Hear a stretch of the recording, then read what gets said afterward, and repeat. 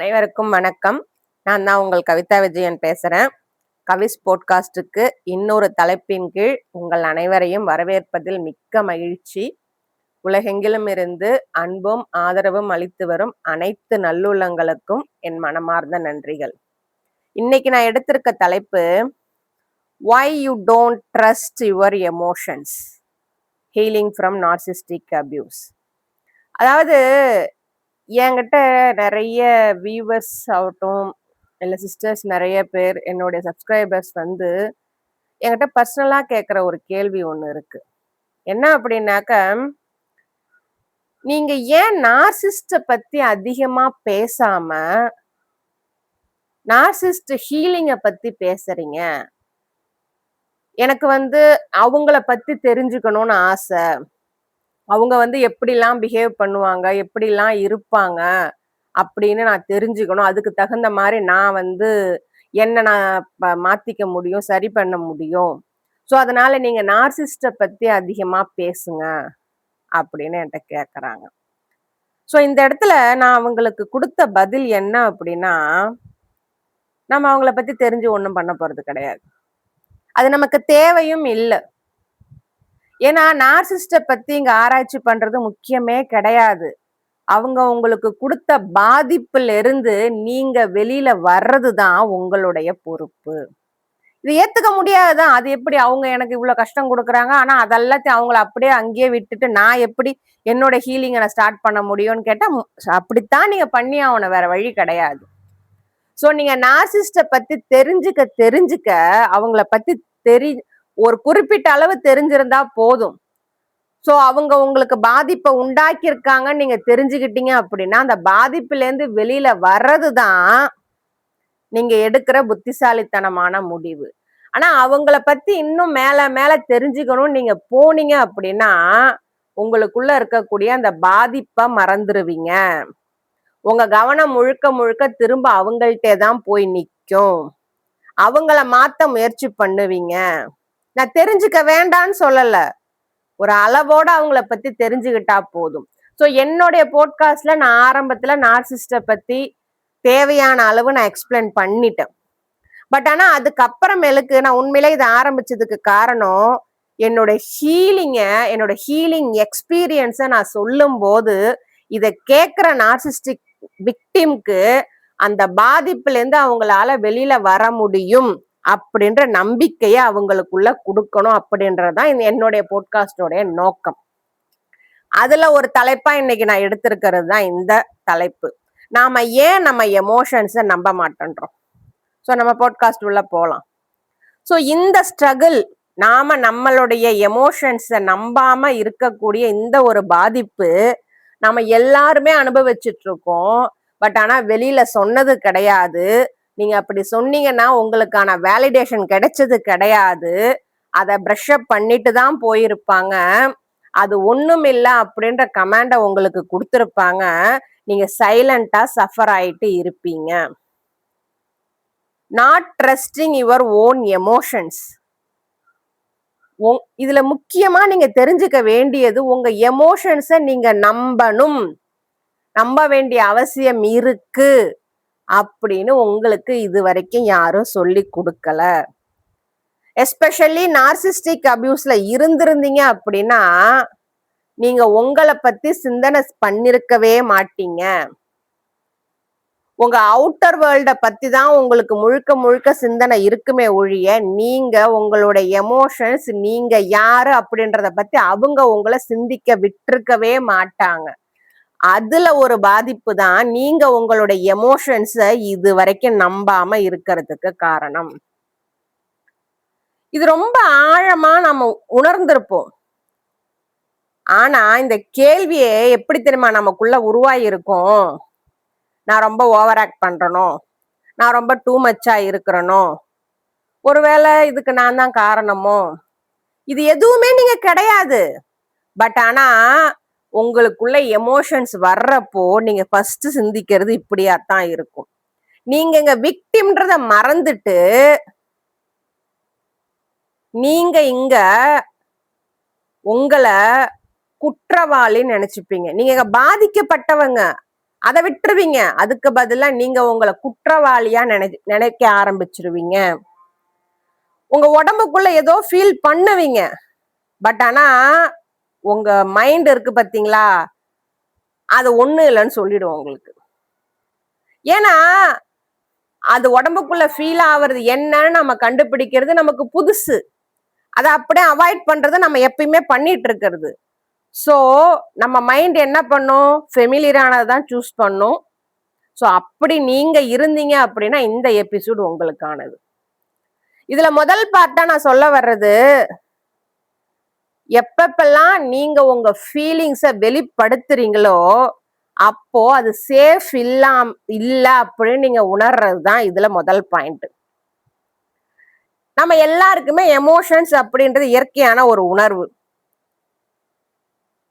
But அவங்க உணருவாங்க, அவங்க என்ன உணருவாங்களோ அத நம்புவாங்க. ஆனா மத்தவங்களை பொறுத்த மட்டில எமோஷன்ஸ் அப்படின்றது குழப்பத்தை கொடுக்க கூடியது, அன்ரிலையபிள், உண்மைய கடந்து நிக்கிறது. இன்னும் சொல்ல போனா அது டேஞ்சரஸும் கூட. சில நேரங்கள்ல உங்க வாழ்க்கையில சில முக்கியமான பாயிண்ட்ல நீங்க யோசிப்பீங்க, உங்க எமோஷன்ஸை எக்ஸ்பிரஸ் பண்றது சேஃப் கிடையாது அப்படின்னு. அதனால என்ன பண்ணுவீங்க, சோகம் ஆயிடுவீங்க. எப்போ, அழுவுறத நிறுத்து, வாய மூடு, சத்தம் வரக்கூடாது இப்படின்னு சொல்றப்போ நீங்க சோகம் ஆயிடுவீங்க. கோபப்பட ஆரம்பிப்பீங்க. எப்போ, நீங்க மரியாதை குறைவா நடந்துக்கிறீங்க அப்படின்னு சொல்லும் போது. நீங்க காயப்படுவீங்க. எப்போ, உங்களை இக்னோர் பண்ணும் போதோ இல்ல பிளேம் பண்ணும் போதோ.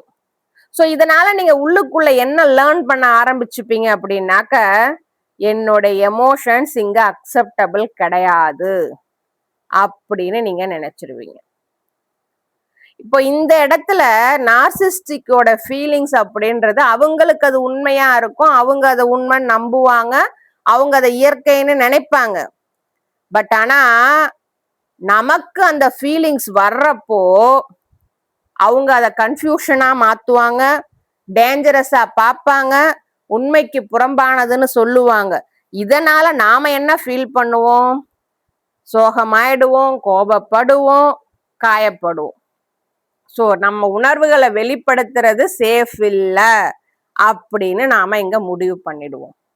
இதனால நம்மளுடைய எமோஷன்ஸை நாம நம்புறத நிறுத்திடுவோம். இது முதல் பாயிண்ட்.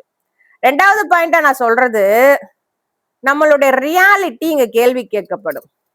அப்படின்னா ஒண்ணும் கிடையாதுங்க, நீங்க என்ன ஃபீல் பண்றீங்களோ அது ஒண்ணுமே இல்லைன்றுவாங்க. அந்த ஃபீலிங்கை கேள்வி கேட்க வச்சிருவாங்க. நாம நம்ம எமோஷன்ஸை நம்பாம போறதுக்கு முக்கியமான காரணம், நாம நம்புறத நிறுத்துறதுக்கு முக்கியமான காரணம் என்ன அப்படின்னா, நம்மளுடைய ரியாலிட்டி எங்க கான்ஸ்டன்டா இன்வாலிடேட் பண்ணப்படுதோ அந்த இடத்துல நாம நம்மளுடைய எமோஷன்ஸை நம்புறத நாம நிறுத்திடுவோம். நம்ம என்ன மாதிரியான விஷயங்கள்லாம் கேட்போம் அப்படின்னா, நீ ஓவர் ஆக்ட் பண்ற, இது நடக்கவே இல்லை, நீ ரொம்ப சென்சிட்டிவா இருக்க, நீ கற்பனை பண்ணிக்கிட்ட, இப்படி எதுவும் நடந்திருக்க வாய்ப்பே இல்லை இப்படின்னு அவங்க சொல்லி சொல்லி சொல்லி நாம உண்மையத்தான் பேசுவோம். இதுல ஒரு கொடுமை என்னன்னா, இது எதுவுமே அந்த இடத்துல அந்த அபியூஸ்ல இருக்கும்போது உங்களுக்கு தெரியவே தெரியாது. அந்த அபியூஸை விட்டு வெளியில வந்ததுக்கு அப்புறமேலுக்குதான் இது அத்தனை உண்மையுமே உங்களுக்கு புரிய வரும். அதுதான் இதுல இருக்கக்கூடிய பெரிய கொடுமையே. வேற வழி இல்ல, நீங்க அப்பதான் அதை உணர்வீங்க. பட் ஆனா அந்த அபியூஸ்ல இருக்கிற வரைக்கும் அவங்க உங்களை என்ன நம்ப வச்சிருக்காங்களோ அதை மட்டும்தான் நீங்க நம்புவீங்க. குதிரைக்கு கடிவாளம் கட்டி விட்ட மாதிரி உங்க பக்கம் உங்க சிந்தனையை நீங்க திருப்பவே மாட்டீங்க. திருப்பினாலும் அவங்க உங்களை விடமாட்டாங்க. சோ இது என்ன பண்ணும், காலப்போக்குல நீங்க கேட்கறதே நிறுத்திடுவீங்க. இது எனக்கு என்ன உணர்வு அப்படின்றத கேட்கறத யோசிக்கிறதே நீங்க நிறுத்திடுவீங்க. நீங்க கேட்கறதே என்னன்னா, நான் சரியான வகையில தான் உணர்றேனா, என்னுடைய உணர்வுகள் சரியானதுதானா அப்படின்ற அளவுக்கு நீங்க உங்களையே கேள்வி கேட்கிற அளவுக்கு வந்துருவீங்க நீங்க. இது என்ன பண்ணும்? உங்களை உங்கள்ட்ட இருந்து பிரிச்சு வைக்கும். இதுல நீங்க புரிஞ்சுக்க வேண்டிய ஒரு விஷயம், நீங்க உள்ளுக்குள்ள உணர்வீங்க. அது உண்மைன்னு உங்களுக்கு தெரியும். ஆனா அதை வெளிப்படுத்தும் பொழுது அது உண்மை இல்ல, அது பொய் அப்படின்னு அவங்க உங்களை நம்ப வச்சிருவாங்க. நீங்களும் அதை நம்பி உங்க உணர்வுகளை கேள்வி கேட்க ஆரம்பிச்சிருவீங்க. இது 2வது பாயிண்ட். 3வது பாயிண்ட், இந்த நம்ம மைண்டுக்கும் எமோஷனுக்கும் சில நேரம் சண்டை நடக்குங்க. ரொம்ப இன்ட்ரெஸ்டிங்கான விஷயமும் கூட. சில நேரம் சில இடங்கள்ல இருக்கிறது நமக்கு பிடிக்காம, நம்ம உடம்பு ஒத்துக்காம அது என்ன பண்ணும், அந்த இடத்துல இருந்து எட்ட நகரணும் அப்படின்ற ஒரு விதமான உணர்வை நமக்குள்ள உந்துதலை ஏற்படுத்தும். பட் ஆனா நம்ம மைண்ட் என்ன தெரியுமா சொல்லும்? ஆர்கியூ பண்ணும். என்னென்ன ஆர்கியூ பண்ணும்? நம்ம உடம்பு சொல்லும், இந்த இடம் சரியில்லை, இங்க ஏதோ தப்பா நடக்குது அப்படின்ற மாதிரி உடம்பு வந்து சில டிஸ்கம்ஃபர்ட்டை உங்களுக்கு காட்டும். பட் ஆனா அவங்க மைண்ட் என்ன தெரியுமா சொல்லும்? நீ ஓவர் திங்கிங் பண்ற, எல்லாம் இங்க சரியா தான் இருக்கு, பட் ஆனா நீ ஓவர் திங்கிங் பண்ற அப்படின்னு சொல்லும். சில நேரம் உங்க உடம்பு சொல்லும், நான் வந்து ஹர்ட் ஆகிற மாதிரி ஃபீல் பண்றேன் அப்படின்னு உங்க உடம்பு சொல்லும். பட் ஆனா உங்க மைண்ட் என்ன சொல்லும்? இது ஒன்றும் அப்படி ஒரு பெரிய விஷயமே கிடையாது, இது வெறும் ஜோக்கு தானே, இது ஒரு சாதாரண வார்த்தை தானே, இது ஒரு சின்ன விஷயம் தானே அப்படின்னு உங்க மைண்ட் சொல்லிடும். ஸோ இந்த 2 போராட்டமும் நடந்துகிட்டு இருக்கும்போது ஸ்லோவா என்ன ஆகும்? உங்க மைண்டு உங்க எமோஷன்ஸை விட அதிக சத்தம் எடுக்க ஆரம்பிச்சிடும். ஸோ உங்க எமோஷன்ஸ் அங்க அடங்கி போயிடும். உங்க எமோஷன்ஸ் தப்புங்கிறதுனால இங்க கிடையாது. பட் ஆனா உங்க மைண்ட அவங்க ட்ரெயின் பண்ணி வச்சிருந்தனால உங்க எமோஷன்ஸ உங்க மைண்டே ஓவர் ரைடு பண்ணி அமுக்கி வச்சிடும். எவ்வளவு கொடுமையான விஷயம் இல்ல? நீங்களே உங்களுக்கு எதிரியா மாறுறது. இது சில சமயம் இந்த அவேர்னஸ் உங்களுக்கு வரும். பட் ஆனா அதை நீங்க ஒதுக்கி தள்ளி இக்னோர் பண்ணிட்டு போயிட்டு இருப்பீங்க. தயவு செய்து அதை என்னன்னு ஒரு தடவையாவது உங்க எமோஷன்ஸை நீங்க திரும்பி பாருங்க. இது 3வது பாயிண்ட். 4வது, fear of being too much. நாம என்ன பண்ணாலும் என்ன கேட்டாலும் நமக்குள்ள ஒரு வித உணர்வு. நம்ம அதிகப்படியா சிந்திக்கிறோமோ, அதிகப்படியா எதிர்பார்க்கிறோமோ, அதிகப்படியா அன்பு வைக்கிறோமோ, அதிகப்படியா அவங்கள டார்ச்சர் பண்றோமோ, யாருமே பண்ணாத அதிகப்படியான விஷயங்களை நாம பண்றோமோ, நாம எதிர்பார்க்கிறோமோ, நாம கேட்கிறோமோ அப்படின்னு. அப்பெல்லாம் ஒண்ணுமே கிடையாது. நான் சாதாரண ஹியூமன் பீயிங் தான். நமக்கு வரக்கூடிய எமோஷன்ஸ், நமக்கு வரக்கூடிய ஆசைகள், உணர்வுகள் எல்லாமே நார்மலானது தான். பட் ஆனா இந்த நார்சிஸ்டிக் அபியூஸ் இது அத்தனையுமே உங்களுக்கு டூ மச் அப்படின்ற ஒரு பேட்டர்னை உங்களுக்குள்ள கொடுத்துரும். நீங்க உங்களோட எமோஷன்ஸை நம்பாம இருக்கிறதுக்கு இதுவும் ஒரு முக்கியமான காரணம். இது ஒரு பயம். இந்த பயம் என்ன அப்படின்னாக்க, ரொம்ப எமோஷனலா இருக்கிறதுக்கு பயம், ரொம்ப சென்சிட்டிவா இருக்கிறதுக்கு பயம், ரொம்ப டிராமாட்டிக்கா இருக்கிறதுக்கு பயம். டூ எமோஷனல், அழ ஆரம்பிச்சிருவோம், கத்த ஆரம்பிச்சிருவோம், கோவப்பட ஆரம்பிச்சிருவோம். டூ சென்சிட்டிவ், எதுக்கு எடுத்தாலும் டக்கு டக்கு டக்குன்னு ட்ரிகர் ஆயிடுவோம். டூ டிராமாட்டிக், நம்ம பொறுமையா நிறுத்தி நிதானமால நம்ம கோவத்தை வெளிப்படுத்த மாட்டோம். ஆனா நம்ம கோவத்தை வெளிப்படுத்த நியாயமா தான் இருக்கும். பட் ஆனா அதை டிராமாட்டிக்கா அங்க மாத்திருவாங்க. இதனால என்ன ஆகும்? நாம என்ன ஃபீல் பண்றோம் அப்படின்ற எக்ஸ்பிரஸ் பண்றதுக்கு பதிலா நம்மளோட ஃபீலிங்ஸை மினிமைஸ் பண்ணிடுவோம், அதை மௌனமாக்கிடுவோம், அதை அப்படியே சுருக்கிடுவோம் நாம. ஏன்னா இந்த இடத்துல நம்மளை யாரும் ஜட்ஜ் பண்ணிடக்கூடாது, ரிஜெக்ட் பண்ணிடக்கூடாது, தப்பா புரிஞ்சுக்க கூடாது அப்படின்ற பயத்தால நாமளே நம்மள டூ மச் அப்படின்னு நினைச்சு அந்த பயத்துக்குள்ள நம்மளை நாமே அடக்கி வச்சிருவோம். இதனால நம்மளுடைய எமோஷன்ஸை நாம நம்ப மாட்டோம். இது 4வது பாயிண்ட். 5வது point, emotional confusion from toxic patterns. So வந்து இந்த பேட்டர்ன்ஸை பத்தி நான் ஒரு பேட்டர்ன் பிரேக்கிங் சீரியஸ் ஆரம்பிச்சிருக்கேன். அது என்னோட பிளேலிஸ்ட்ல செக் பண்ணீங்கன்னா உங்களுக்கு கிடைக்கும். சோஃபார் 21 பேட்டர்ன்ஸ் அப்டேட் பண்ணியிருக்கிறேன். ஸோ நார்சிஸ்டிக் பிஹேவியராலேயோ இல்லை டாக்ஸிக் என்வரான்மெண்ட்லயோ வளர்ந்து வந்தவங்க அவங்க சைல்டுஹுட்ல சில சர்வைவல் ஸ்ட்ராட்டஜிய அடாப்ட் பண்ணிப்பாங்க. அதுதான் தன்னுடைய நேச்சர், அதுதான் தன்னுடைய பிஹேவியர் நினைச்சு அடல்ட் ஸ்டேஜ் வரைக்கும் வந்திருப்பாங்க. பட் அதனால அவங்க கஷ்டப்படும் போது அது அவங்க விதின்னு நினைச்சிட்டு இருப்பாங்க. உண்மையிலே அது விதி கிடையாது. அது அவங்க உருவாக்கிக்கிட்ட அந்த பேட்டர்ன். அந்த பேட்டர்ன் என்ன நீங்க தெரிஞ்சுக்கிட்டீங்க, அதை பிரேக் பண்ணீங்க அப்படின்னாக்கா அந்த கஷ்டத்துல இருந்து உங்களால வெளியில வர முடியும். ஸோ என்னுடைய பிளேலிஸ்ட்டை செக் பண்ணி பாருங்க. ஸோ 5வதா நான் சொல்றது எமோஷனல் கன்ஃபியூஷன். நம்ம அன்ஹெல்தி ரிலேஷன்ஷிப்ல இருந்திருந்தோம் அப்படின்னாக்க இந்த எமோஷனலா நம்மளை கன்ஃபியூஸ் பண்ற இதை நாம அனுபவிச்சிருப்போம். நம்மளோட எமோஷனல் சிஸ்டம் என்ன ஆயிருக்கும், எப்ப பாரு ஒரு வித குழப்பத்திலே இருந்திருக்கும்.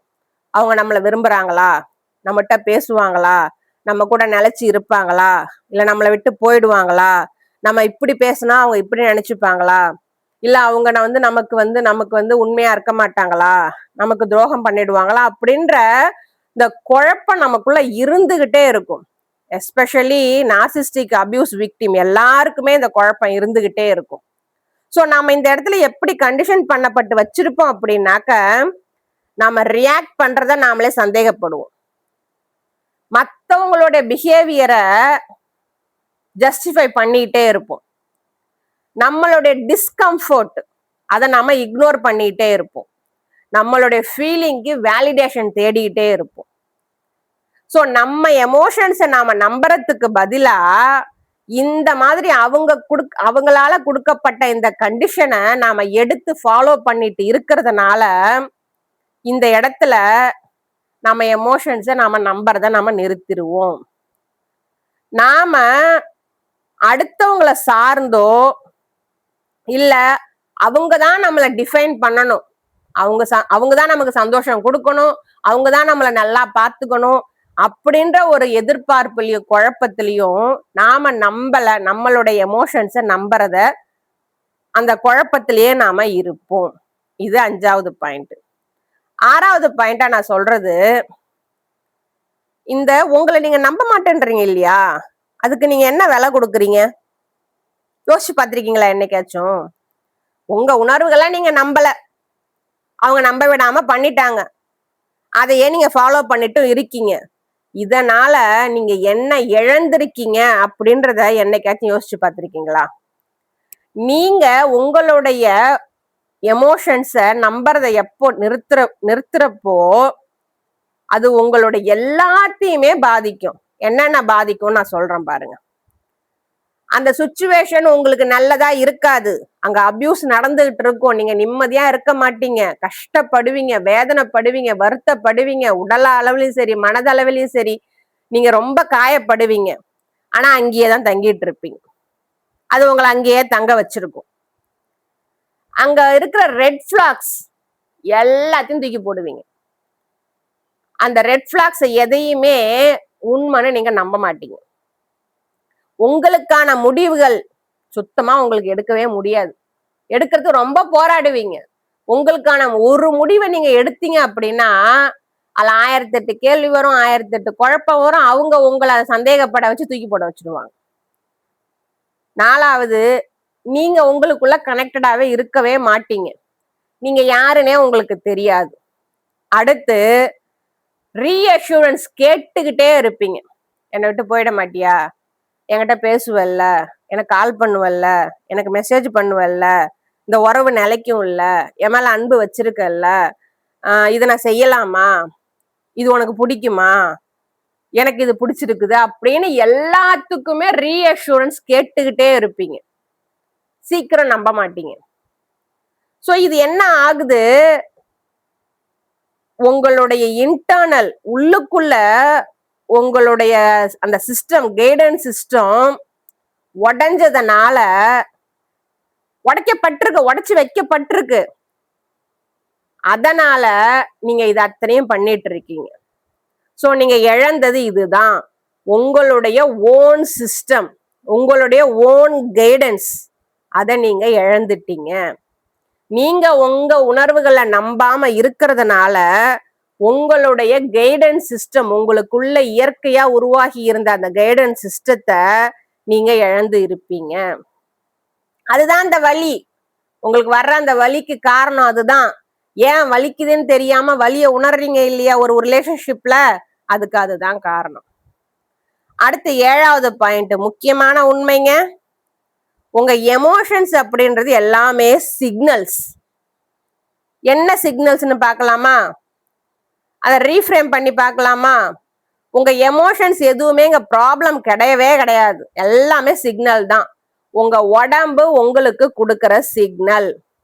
ஏதோ இங்க சரியில்லை, இது எனக்கு முக்கியமானது, இதுக்கு ரொம்ப முக்கியத்துவம் கொடு அப்படின்னு உங்க உடம்பு உங்களுக்கு சொல்ற சிக்னல்ஸ். பட் ஆனா இந்த எமோஷன்ஸ் ரொம்ப இன்டென்ஸா இருந்தாலும், அதாவது ரொம்ப உங்களுக்கு ரொம்ப குழப்பத்தை ஒரு மாதிரி ஹை அண்ட் லோ அப்படின்ற மாதிரி இருந்தாலும் அந்த எமோஷன்ஸ் ரொம்ப வேலிடானது. பட் அந்த எமோஷன்ஸுக்கு நீங்க முக்கியத்துவம் கொடுக்கறது இல்ல. உங்க கோபம், வருத்தம், அன்பு, சந்தோஷம், துக்கம், பொறாமை, இன்னும் எவ்வளவு உணர்வுகள் இருக்கு, எல்லாத்துக்கும் முக்கியத்துவம் கொடுங்க. எதையும் பிரஷ் அப் பண்ணாதீங்க. சோ இது இது எல்லாமே உங்களை புரிஞ்சுக்க சொல்லி கேட்கறதுக்காகத்தான் வருது. பட் நீங்க என்ன பண்ணுறீங்க? அது ஒண்ணுமே இல்லைன்னு தூக்கி போட்டுறீங்க. நீங்க தூக்கி போடல, உங்களை தூக்கி போட பழக்கப்படுத்திருக்காங்க. உங்க எமோஷன்ஸ் உங்களுக்குள்ள இருக்கக்கூடிய ஊன்ஸோடைய சிக்னல்ஸ். உங்களுக்குள்ள ஆற்றப்படாத காயங்கள் இருக்கு பாத்தீங்களா, அந்த காயங்கள்ல இருந்து வரக்கூடிய சிக்னல்ஸ். ஸோ நீங்க அந்த காயங்களை கண்டுபிடிச்சு அதை ஹீல் பண்ணணும் அப்படின்றதுக்கு உங்களுக்கு வர அறிகுறிகள். ஓகேங்களா?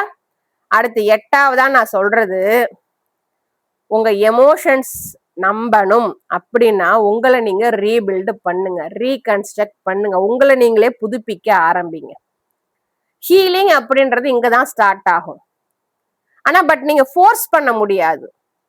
ஸோ நான் மற்றவங்களை யாரையும் நம்ப போறது கிடையாது, மற்றவங்க சொல்றதை கேட்க போறது கிடையாது அப்படின்னு முடிவு எடுத்துருவீங்க. பட் ஆனா இங்க கேள்வி என்னன்னா, நீங்க உங்களை நம்புறீங்களா? உங்க உணர்வுகளை நம்புறீங்களா? உங்களுடைய உள்ளுணர்வை நம்புறீங்களா? உங்க உடம்பு உங்களுக்கு கொடுக்குற அறிகுறிகளை நம்புறீங்களா? அதுதான் இங்க கேள்வி. ஸோ அதை ஃபோர்ஸ் பண்ணிலாம் உங்களை நம்ப வைக்க முடியாது. பட் ஆனா சில விஷயங்களை லிசன் பண்றது, கவனிக்கிறதன் மூலியமா உங்களை நீங்க ரீபில்டு பண்ண முடியும். எப்படி அப்படின்னாக்க, உங்க உணர்வுகளை ஒதுக்கி தள்ளுறதுக்கு பதிலா அது உங்களுக்கு என்ன சொல்ல வருது அப்படின்றத கொஞ்சம் உக்காந்து யோசிங்க. அதுக்கான பதிலை கண்டுபிடிங்க. இது முதல் விஷயம். 2வது, அந்த எமோஷனுக்கு பேர் வைங்க. அந்த எமோஷன் என்ன வேணாலும் இருக்கட்டும். வலியா, பயமா, கோபமா, டிஸ்கம்ஃபர்ட்டா, ஜெலஸா, கிரீஃபா, இல்ல சேடா, எதுவா வேணாலும் இருக்கட்டுமே, அந்த எமோஷன்ஸுக்கு பேர் வைங்க. நீங்க பேர் வச்சாலே அந்த எமோஷன்ஸ் கிளியர் ஆயிடும். புரியுதுங்களா? இது 2வது. 3வது, நீங்க அந்த எமோஷன்ஸை பத்தி சிந்திக்கிறதுக்கு முன்னாடி உங்க எமோஷன்ஸ் வேலிட் ஆனது அப்படின்றத முதல்ல நீங்க நம்பணும். இது ரைட்டா ராங்கா அப்படின்னு யோசிக்கிறதுக்கு பதிலா, இந்த உணர்வு நான் உணர்றேன் இல்லையா, இது உண்மை அப்படின்னு யோசிக்க ஆரம்பிங்க. உங்க எமோஷன்ஸுக்கு நீங்க வேலிடேட் கொடுங்க. அடுத்து இதுல 3வது பாயிண்ட், உங்க ஃபீலிங்க ரியாக்ஷன்ல இருந்து பிரிச்சு எடுங்க. கோபம் வருதா, ரியாக்ட் பண்றத நிறுத்துங்க. அழுக வருதா, அழுதுருங்க, அழுகைய அடக்காதீங்க. இத மாதிரி உங்களுடைய ஃபீலிங்க ரியாக்ட் பண்றதுல இருந்து பிரிச்சு எடுங்க. இப்ப ஏதோ நீங்க ஃபீல் பண்றீங்க அப்படின்னா உடனே அதுக்கு நீங்க ஆக்ட் பண்ணணும்னு அவசியமே கிடையாது. நீங்க ஃபீல் பண்ணலாம், உங்க ரெஸ்பான்ஸ நீங்க சூஸ் பண்ணணும். பொறுமையா சூஸ் பண்ணுங்க, தப்பு கிடையாது. ஸோ ஃபீலிங்கை நீங்க உணர்றது ரைட்டு, வேலிட் பண்றது ரைட்டு. பட் உடனே ரியாக்ட் பண்ணாதீங்க. ரியாக்ட் பண்ண வேண்டிய அவசியம் இருக்கா இல்லையான்றத நீங்க தான் சூஸ் பண்ணணும். சேஃபான ஸ்பேஸை உங்களுக்கு நீங்க உருவாக்கிக்கோங்க. உங்களை சுத்தி நல்ல மக்கள், உங்க உணர்வுகளை புரிஞ்சவங்க, உங்க எதிர்காலத்துக்கு உதவுவங்க, உங்களுடைய கனவுகளை நம்புறவங்க, உங்களுக்கு ஆறுதலா இருக்கிறவங்க, உங்க மேல உண்மையான அன்பும் அக்கறையும் வச்சிருக்கிறவங்க கூட இருக்க பழகுங்க. சோ உங்களை ஜட்ஜ் பண்ணாம நீங்க சொல்ல வரத லிசன் பண்ணணும். உங்க ஃபீலிங்ஸ என்ன இது அப்படின்னு டிஸ்மிஸ் பண்ணாம கவனிக்கணும். உங்களுடைய எமோஷனல் எக்ஸ்பீரியன்ஸ மதிக்கணும். அப்படிப்பட்ட ஆட்கள் உங்களை சுத்தி இருக்கும்போது உங்களுக்குள்ள இந்த ட்ரஸ்ட் அப்படின்றது ரீபில்ட் ஆகும். ஸோ இந்த இடத்துல நான் உங்களுக்கு சொல்றது, இந்த மாதிரியான ஒரு சேஃப் ஸ்பேஸ் உங்களுக்கு என்னுடைய வாட்ஸ்அப் குரூப்ல கிடைக்கும். ஸோ என்னுடைய பயோவில் என்னுடைய வாட்ஸ்அப் நம்பர் இருக்கு. அந்த நம்பருக்கு நீங்க இன்ட்ரெஸ்டட் அப்படின்னு மெசேஜ் பண்ணீங்க அப்படின்னாக்கா என்னுடைய குரூப் சம்பந்தமான தகவல்களை உங்களுக்கு அனுப்புறேன். விருப்பம் இருந்தா நீங்க ஜாயின் பண்ணிக்கலாம். ஆண் பெண் இருவருக்கும் வேற வேற குரூப் இருக்கு. இது பெய்டு குரூப். ஸோ இந்த குரூப்ல உங்களுடைய எமோஷன்ஸை நீங்க வெளிப்படுத்தலாம்.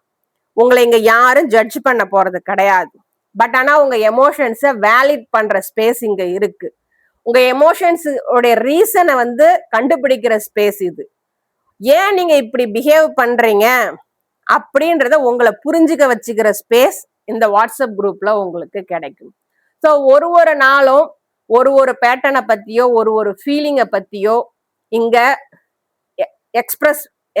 எக்ஸ்பிளைன் பண்ணுவாங்க. ஸோ உங்களுடைய எக்ஸ்பீரியன்ஸ் இங்க நீங்க ஷேர் பண்ணிக்கலாம். ஸோ அப்படி ஷேர் பண்ணும்போது உங்களுடைய அவுட்டர் ரியாலிட்டியில உங்களுக்கு கிடைக்காத ஒரு கம்ஃபர்ட் கண்டிப்பா இந்த குரூப்ல உங்களுக்கு கிடைக்கும். ஓகேங்களா? ஸோ இப்போ ரீபில்டு பண்ணணும் அப்படின்றத பார்த்தாச்சு. உங்க எமோஷன்ஸை நீங்க நம்ப ஆரம்பிக்கணும் அப்படின்னாக்க உங்களை நீங்க ரீபில்டு பண்ணணும். அதுக்கு நீங்க என்னென்ன பண்ணணும்? உங்களை நீங்க டிஸ்மிஸ் பண்றத நிறுத்தணும். எமோஷன்ஸுக்கு பேர் வைக்கணும். உங்க எமோஷன்ஸை வேலிட் பண்ணணும். ரியாக்ட் பண்றதுக்கு முன்னாடி உங்களுடைய ஃபீலிங்ஸை செப்பரேட் பண்ணணும். சேஃப் ஸ்பேஸ், உங்களுக்கான சேஃப் ஸ்பேஸ் கொடுக்குறவங்க கூட நீங்க இருக்கணும். ஓகேங்களா? அடுத்து 9வது பாயிண்டா நான் சொல்றது, நீங்க முதல்ல உங்க எமோஷன்ஸை நம்ப ஆரம்பிக்கும் போது அது அன்கம்ஃபர்டபுளா தான் இருக்கும். ஏன்னா இது வரைக்கும் நீங்க உங்க எமோஷன்ஸை நம்புறதே இல்லை இல்லையா? ஸோ முதல்ல நீங்க உங்க எமோஷன்ஸை நம்பும் போது கண்டிப்பா ஒரு குற்ற உணர்வு வரும். ஏதோ பாவம் செய்யற மாதிரி தோணும். எல்லாம் நடக்கும். ஆனா அது எல்லாம் இயல்பானது. அந்த அன்கம்ஃபர்டபுள் வரத்தான் செய்யும். பட் ஆனா கொஞ்சம் கொஞ்சமா நீங்க உங்க எமோஷன்ஸை நம்ப ஆரம்பிச்சு கவனிக்க ஆரம்பிச்சிங்க அப்படின்னா உங்களை நீங்க புரிஞ்சிக்கிறதுக்கு அது ஒரு முதல் படியா இருக்கும். நீங்க எப்ப திரும்ப உங்க எமோஷன்ஸை நம்புறதுக்கு ஸ்டார்ட் பண்றீங்களோ அது ஒரு வினோதமான உணர்வா தான் இருக்கும். ஏன்னா இது வரைக்கும் நம்ம உணர்வுகளை வந்து நம்ம ஒதுக்கி தள்ளி தானே பழக்கப்பட்டிருக்கோம். முதல்ல நம்ப ஆரம்பிக்கும் போது அது நமக்கு வினோதமா தான் இருக்கும். ஏன்னா இது வரைக்கும் நம்மளோட எமோஷன்ஸை வந்து நம்ம இக்னோர் பண்ணதான் கத்துக்கிட்டோம். பட் அதை டவுட் பண்ணதான் கத்துக்கிட்டோம். பரவாயில்ல, இது வரைக்கும் அப்படி இருந்துட்டோம், பரவாயில்ல. ஆனா இனிமே நம்ம எமோஷன்ஸை நாம சந்தேகப்படுறது மூலியமா நமக்கு வந்த பாதிப்புகள்ல இருந்து நாம விடுபடணும் அப்படின்னா நம்ம எமோஷன்ஸை நாம நம்ப ஆரம்பிப்போம். அது அன்கம்ஃபர்டபுளா இருந்தாலும் பரவாயில்ல. அந்த கில்ட்டி கான்ஷியஸ் வரும். பட் நீங்க தொடர்ச்சியா உங்களை நீங்க நம்பும் போது அந்த கில்ட்டி கான்ஷியஸ் ஆட்டோமேட்டிக்கா ஃபேட் ஆயிடும். ஸோ கடைசி 10வது பாயிண்டா உங்களுக்கு நான் சொல்றது ஒரு ரிமைண்டர்னே வச்சுக்கோங்க. ஸோ அந்த ரிமைண்டரை நான் உங்களுக்கு கொடுக்கறதுக்கு முன்னாடி இந்த வீடியோ நான் சொன்ன கருத்துக்கள் உங்க வாழ்க்கையோட ஏதோ ஒரு பக்கத்துல ஒன்றி போயிருந்தது அப்படின்னாக்க உங்களுடைய லைக்கும் ஹைப்பும் எனக்கு கொடுங்க. அது இந்த வீடியோ பல பேரை போய் ரீச் ஆகிறதுக்கு உதவும். இது போல இன்னும் மேலும் நார்சிஸ்டிக் அபியூஸ் இந்த ஹீலிங் ஆகிறதுக்கான இன்னும் கண்டென்ட் தெரிஞ்சுக்கணும்னு விருப்பப்பட்டீங்க அப்படின்னாக்கா என்னோட சேனலை சப்ஸ்கிரைப் பண்ணுங்க. ஸோ இந்த இடத்துல நான் உங்களுக்கு கடைசி ஜென்டில் ரிமைண்டர் என்ன கொடுக்குறேன் அப்படின்னா, நீங்க இன்னைக்கு இப்போ உங்களுடைய எமோஷன்ஸை நம்ப ஆரம்பிச்சிங்க அப்படின்னாக்க நீங்க உடைஞ்சு போனவங்கன்னு அர்த்தமே கிடையாது அதுக்கு. பட் ஆனா ஒரு பாயிண்ட்ல வாழ்க்கையில பின்னாடி பாஸ்ட்ல ஒரு பாயிண்ட்ல உங்க எமோஷன்ஸை நீங்க நம்ப கூடாது அப்படின்னு உங்களுக்கு சொல்லி கொடுக்கப்பட்டதுனால தான் நீங்க உங்க எமோஷன்ஸை நம்பாம இருக்கீங்க. பட் அப்படி உங்களுக்கு சொல்லி கொடுக்கப்பட்ட அந்த ஒரு விஷயத்த இன்னைக்கு நீங்க சரியா கத்துக்கிட்டீங்க. அவங்க உங்களுக்கு என்ன சொல்லி கொடுத்தாங்க? உங்க எமோஷன்ஸ நம்பாதீங்க, சந்தேகப்படுங்க அப்படின்னு சொல்லி கொடுத்தாங்க. அத அன்லேர்ன் பண்ணுங்க. அது உண்மை கிடையாது. அது பொய்யான ஒரு கண்டிஷன் உங்களுக்கு கொடுக்கப்பட்டது. அத பிரேக் பண்ணிட்டு உங்கள நீங்க நம்புறதுக்கு ஆரம்பிங்க. ஓகேங்களா? உங்களோட எமோஷன்ஸ் உங்களுக்கான எதிரி கிடையாது. அது உங்களுக்குள்ள கனெக்ட் பண்ண வருது. கனெக்ட் பண்ணணும் அப்படின்றதுக்காக உங்களுக்கு இயற்கை கொடுத்த ஒரு வரம். நீங்க அதை எந்த அளவுக்கு உங்க எமோஷன்ஸை நீங்க கவனிக்கிறீங்களோ, எந்த அளவுக்கு உங்க எமோஷன்ஸை நீங்க புரிஞ்சுக்கிறீங்களோ, எந்த அளவுக்கு நீங்க உங்க எமோஷன்ஸை நம்ப ஆரம்பிக்கிறீங்களோ, நீங்க வாழ்க்கையில ஸ்டெடியா நிக்க ஆரம்பிப்பீங்க. அதுதான் முதல் படி. ஒரு நாள் நீங்க நான் ஓவர் ஆக்ட் பண்றேனா அப்படின்னு கேட்கறத நிறுத்திடுவீங்க. அதுக்கு பதிலா நான் என்ன ஃபீல் பண்றனோ அதை நான் நம்புறேன் அப்படின்னு சொல்ல ஆரம்பிப்பீங்க. அதுதான் உண்மையான ஹீலிங். எப்போ உங்க எமோஷன்ஸ கேள்வி கேட்கறதையும் சந்தேகப்படுறதையும் நிறுத்திட்டு அதை நம்ப ஆரம்பிச்சு அதை கவனிக்க ஆரம்பிக்கிறீங்களோ அப்பவே நீங்க நார்சிஸ்டிக் அபியூஸ் கொடுத்த பாதிப்புல இருந்து உங்களை விடுவிக்க ஆரம்பிச்சிட்டீங்க அப்படின்னு அர்த்தம். இதை நீங்க உண்மைன்னு உணர்ந்தீங்க அப்படின்னா அதுதான் என் குரலுக்கான வெற்றி. உங்களை இன்னொரு தலைப்பின் கீழ் அடுத்த வீடியோல வந்து சந்திக்கிறேன். உங்களுடைய பொறுமைக்கும் அமைதிக்கும் நன்றி.